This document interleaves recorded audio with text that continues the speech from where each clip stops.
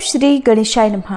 प्रिय श्रोताओं, गणपति बप्पा के स्वागत के दिन से लेकर आज तक हर घर में उल्लास, भक्तिभाव और मंगलमय वातावरण रहा है, क्योंकि गणपति बप्पा जब आते हैं तो वे अपने साथ सुख, सौभाग्य, सिद्धि और बुद्धि लेकर आते हैं, और जब विदा होते हैं तो हमारे जीवन के सारे दुख, विघ्न और क्लेशों को अपने साथ ले जाते हैं। गणेश विसर्जन केवल प्रतिमा को जल में प्रवाहित करना नहीं है, बल्कि ये हमारे अहंकार, आलस्य और बुरे संस्कारों का विसर्जन करने का भी एक पवित्र अवसर है।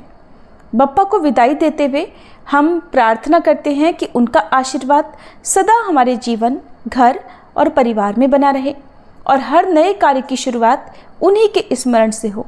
आज के इस वीडियो में हम गणेश विसर्जन की संपूर्ण प्रक्रिया के बारे में जानेंगे कि विसर्जन से पहले क्या करना चाहिए, किस प्रकार क्षमा याचना करनी है, विसर्जन की संपूर्ण विधि क्या है, कौन कौन सी सामग्री आपको चाहिए, विसर्जन के बाद घर में किन किन उपायों को आप कर सकते हैं और घर में किस प्रकार से आप विसर्जन कर सकते हैं, कौन कौन सी ऐसी गलतियां हैं जो इस दिन भूले से भी नहीं करनी चाहिए।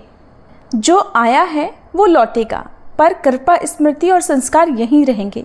आज हम सभी बप्पा से विदा लेकर उनसे वचन लेते हैं कि बप्पा अगले वर्ष फिर आना। परंपरागत रूप से गणेश विसर्जन अनंत चतुर्दशी के दिन या फिर आपके संकल्पित दिन पर विसर्जन किया जाता है। अगर संभव हो तो घर में ही स्वच्छ पात्र या टब में पर्यावरण अनुकूल आपको विसर्जन करना चाहिए।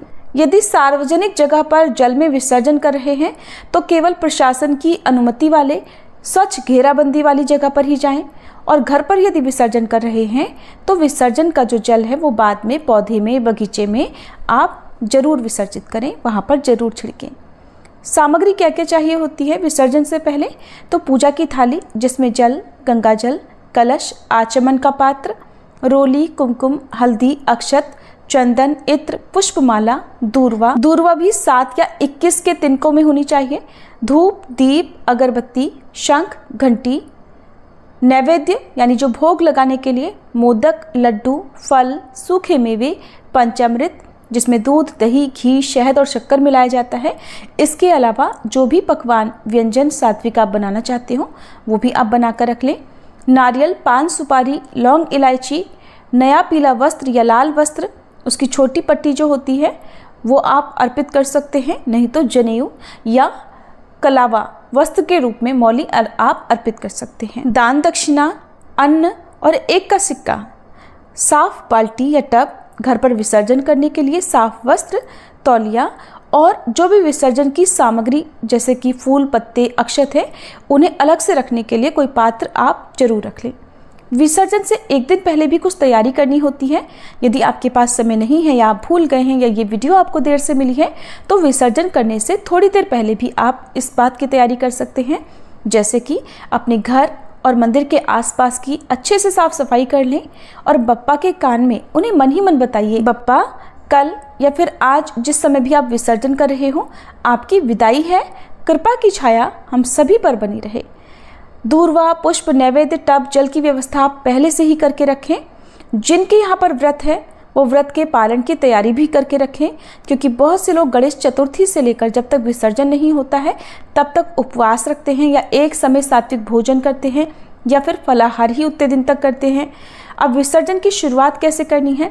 तो विसर्जन वाले दिन स्नान करके साफ स्वच्छ वस्त्र धारण करें, आसन ग्रहण करके 3 बार गहरी सांस लेकर अपने मन को शांत करें, स्थिर करें।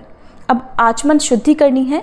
ओम केशवाय नमः, ओम माधवाय नमः, ओम नारायणाय नमः कहते हुए आपको अपने बाएं हाथ से आचमनी से या चम्मच से अपनी दाहिनी हथेली में 3 बार जल लेना है।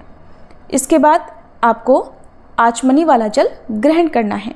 अब दाएं हाथ में अक्षत, पुष्प और थोड़ा सा जल लेकर संकल्प लेना है कि आज मैं, अपना नाम आपको बोलना है, श्रद्धा पूर्वक श्री गणेश जी का विसर्जन करूंगा या करूंगी। हे बप्पा, यदि आपके स्थापना दिवस से लेकर आज तक पूजा पाठ में, भोग में कोई कमी रह गई हो तो उसके लिए आप हमें क्षमा करें और सुख, सिद्धि, बुद्धि प्रदान करें। इसके बाद धूप दीप जलाकर ओम गंग गणपते नमः मंत्र का जाप करें, भगवान श्री गणेश जी का आह्वान करें, अभिषेक करें। यदि पंचामृत है प्रतिमा यदि सुरक्षित स्थान पर हो और पंचामृत से अभिषेक करना यदि सही हो, आपकी सुविधा हो तो आप करें, नहीं तो सिर्फ गंगा जल से आप स्नान करा सकते हैं या छींटा देकर स्नान का भाव कर सकते हैं। स्नान कराने के बाद चंदन का तिलक लगाएं, अक्षत अर्पित करें, पुष्पमाला, इत्र आदि अर्पित करें। अब 21 दूर्वा आपको अर्पित करनी है, उनका बंडल बनाकर या एक साथ भी एक एक करके भी आप कर सकते हैं। और दूर्वा अर्पित करते समय ओम गंग गणपति नमः इस मंत्र का जाप करें। धूप दीप दिखाने के बाद कपूर जलाकर आरती करें और फिर अंत में भोग लगाएं। भोग लगाने से पहले यदि आपका कोई स्तोत्र पाठ करना हो, चालीसा पढ़नी हो या संकट नाशन गणेश स्तोत्र का अथर्व शीर्ष का पाठ करना हो, गणपति के 21 या 108 नामों का जाप करना हो, तो वो भी आप पहले ही कर सकते हैं। सबसे अंत में आरती की जाती है। आरती करने के बाद गणपति बप्पा की 5 या 7 परिक्रमा करें। चारों ओर घूमकर परिक्रमा करना संभव हो तो चारों ओर, नहीं तो अपनी ही जगह पर खड़े होकर परिक्रमा करें और अंत में पुष्पांजलि दें। पुष्पांजलि हाथों में पुष्प लेकर परिवार के जितने भी सदस्य हैं वे सभी गणपति बप्पा के चरणों में पुष्प अर्पित करें। अब गणपति बप्पा को अपनी जगह से उठाने से पहले, यानी प्रतिमा को उठाने से पहले एक आवश्यक विधि है, जो कि आप पूजा का समापन करके प्रतिमा को उठाने की अनुमति लेते हैं। इसके लिए थोड़े से पुष्प, अक्षत, धूप दीप पुनः अर्पित करें और बप्पा को वस्त्र, दक्षिणा और मौली स्पर्श कराएं और बप्पा से विनम्र निवेदन करें, हे विघ्नहर्ता, आज आपकी कृपा से हमारी पूजा पूर्ण हुई।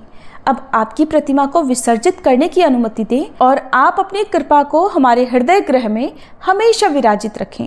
इसके बाद प्रतिमा उठाई जा सकती है। प्रतिमा को कभी भी एक हाथ से नहीं हिलाना चाहिए, दोनों हाथों से स्थिर मन से, और पैरों को या नीचे जो भी आधार है चौकी आदि की सहायता से ही उठाना चाहिए। धीरे से हाथ जोड़कर बोलें, हे गणनायक वक्रतुंड करुणामयी बप्पा, वाणी, मन या कर्म से अगर हमसे जो भी भूल हुई हो उसके लिए क्षमा कीजिएगा।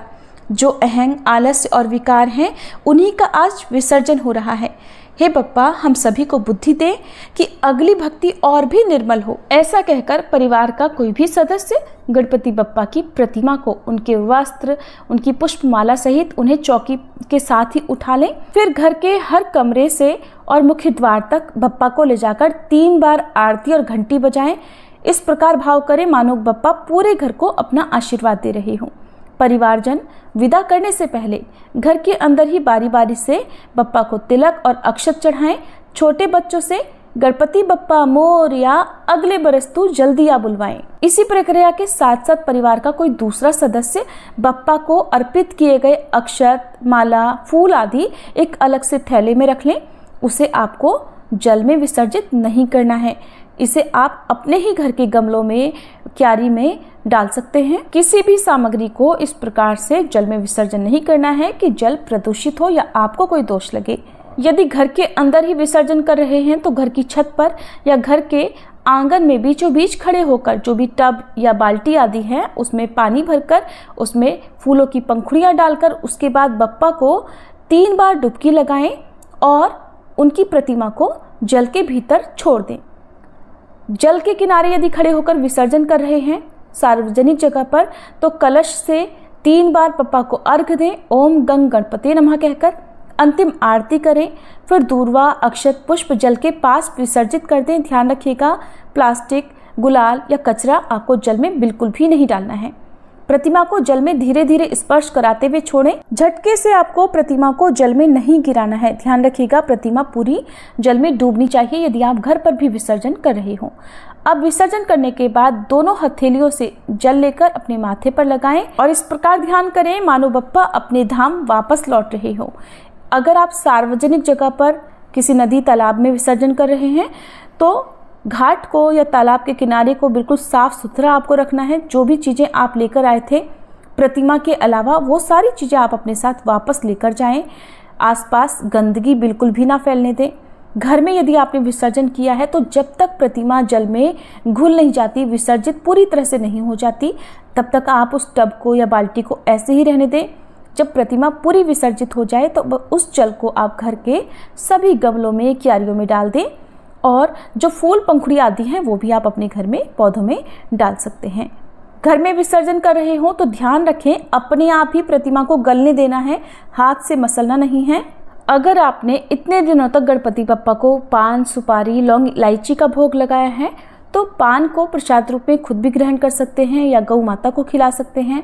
सुपारी आदि को भी घर में ही किसी गमले में या भूमि विसर्जन आप कर सकते हैं। बप्पा को विदाई तो आपने दे दी, इसके बाद अब आपको जो करना है उसे भी ध्यान से सुनिए। बप्पा को आपने जो भी भोग लगाया है उसे सभी लोगों में प्रसाद रूप में बांटे, स्वयं भी ग्रहण करें। परिवार और आस पड़ोस में प्रसाद बांटना बहुत पुण्यदायी माना जाता है। बच्चों को भी प्रसाद खिलाएं और उन्हें बताएं कि ये बप्पा का आशीर्वाद है। यदि आपने गणेश चतुर्थी से लेकर अनंत चतुर्दशी तक या फिर जब तक आप भगवान गणेश जी को अपने घर पर स्थापित रखे हुए हैं, जिस दिन आपने विसर्जन करना है उस दिन तक यदि आपने व्रत रखा है तो विसर्जन करने के बाद सात्विक भोजन से पारण आप कर सकते हैं। लेकिन उससे पहले भगवान गणेश जी को जो आपके मंदिर में गणपति बप्पा विराजित हैं उन्हें भोग लगाएं, उसके बाद परिवार के साथ आप भोग ग्रहण करें। विसर्जन करने के बाद कुछ अन्न, वस्त्र या मीठे का दान करना अत्यंत शुभ होता है। गरीबों में, बच्चों में, ब्राह्मण या गौशाला में दान करने से बप्पा की स्थायी कृपा मिलती है और ये दान आपके परिवार की सुख समृद्धि और घर में शांति में भी बरकत करता है। जहाँ पर बप्पा विराजित थे उस जगह पर अभी आपको झाड़ू पोछा या झाड़ू मारकर सफाई नहीं करनी है। बप्पा को विदाई देने के बाद कुछ घंटे तक आपको उस जगह को ऐसे ही रखना चाहिए और उसके बाद सूर्यास्त से पहले पहले यदि आपने विदाई दी है तो आप साफ कपड़े से अबीर गुलाल या जो भी रंगोली आदि बनाई है उसे किसी कपड़े से साफ करें। जो फूल माला डेकोरेशन है उसे धीरे धीरे से आप हटाएं। जो भी सामग्री अगले साल फिर से काम में आ सकती हो उसे रख लें। जो विसर्जन करना हो भूमि विसर्जन, उसे विसर्जन के लिए रख लें। विसर्जन करने के बाद परिवार का हर सदस्य अपनी कोई एक बुरी आदत या दोष छोड़ने का भी संकल्प ले सकता है। और यदि आपने अनंत चतुर्दशी से पहले ही बप्पा को विदाई दे दी हो तो जिस जगह पर आपने उन्हें अभी तक स्थापित किए हुए था उस जगह को हर दिन सुबह और शाम प्रणाम करके 21 बार ओम गणपते नमः मंत्र का जाप करना चाहिए। इसके बाद आप उस स्थान का जिस तरह से भी उपयोग करते आए हैं कर सकते हैं। ये थी आज की वीडियो।